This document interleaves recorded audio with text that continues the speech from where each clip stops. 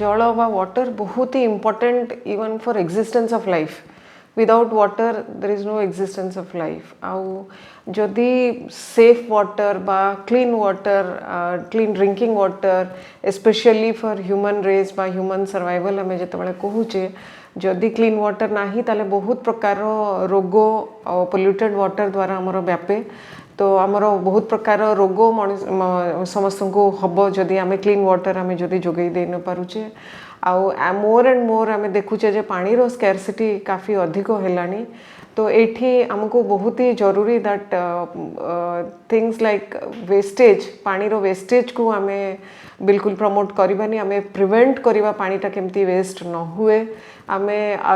Other sustainable options like rain water harvesting बा अन्यान्य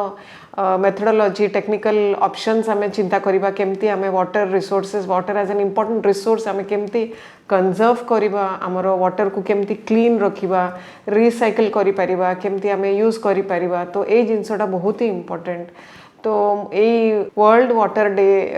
मार्च 22 रे आम सेलिब्रेट करवा बा कमेमोरेट करवा ये सबुठ इम्पोर्टेंट मु कहिबी that save water and save life because I believe ultimately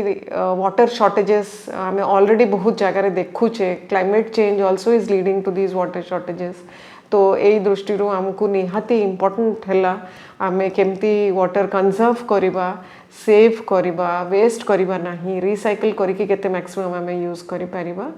तो आले ही आम लाइफ को सेव करि परिबा।